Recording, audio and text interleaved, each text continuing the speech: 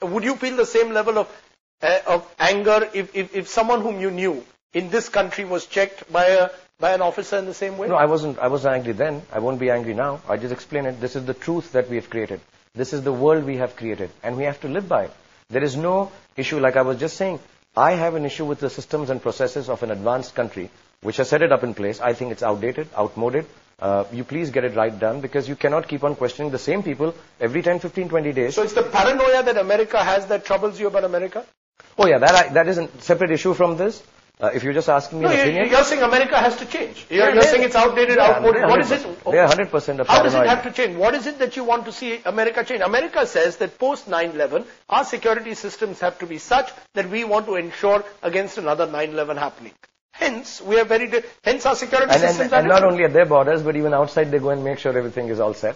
My logic is very simple, that, all the good and bad that happens in this world happens because of all the countries.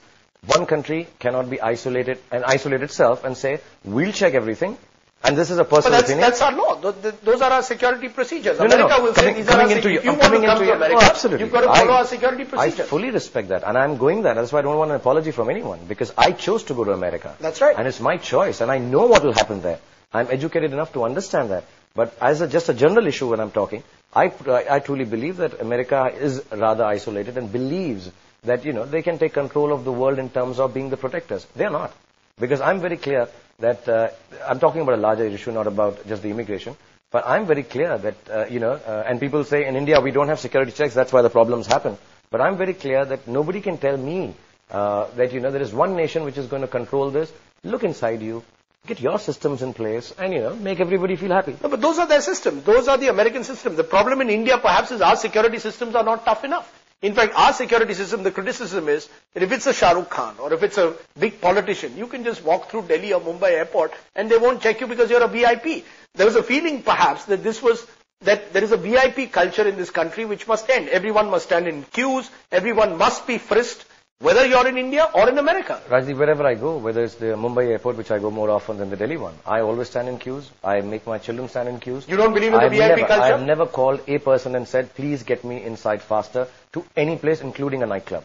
I go, I take my passport if I need to give my identification. I don't assume, even in India, that if they say, tell me that I give you identification, I'd say, don't you know who I am? I don't need to do that. I've never done that in my life. Did you ever say at that, when you were being detained, did you ever say to any of those officers, don't you know who I am? No, I don't.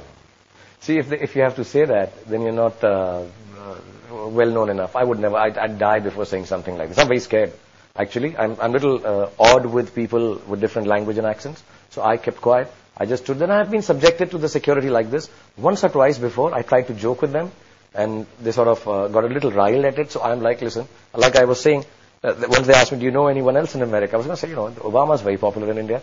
But I didn't say it. I said, you won't take it rightly. So I said, no, I don't know, sir. And I called them, sir. But look at it the other way, Shah Rukh. A couple of months ago, former President Kalam gets frisked in this country, Continental Airways. We only come to know about it a couple of months ago, not because Kalam makes a hue and cry, but simply because there comes a document which suggests this happened.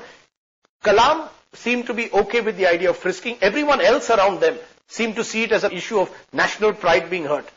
Do you believe that these are issues on which national pride is hurt if Kalam is frisked? The man himself has no problem with it. I don't think an amazingly graceful gentleman like him would anyway be disturbed. He's too far beyond all of us, though I think it's a wrong thing.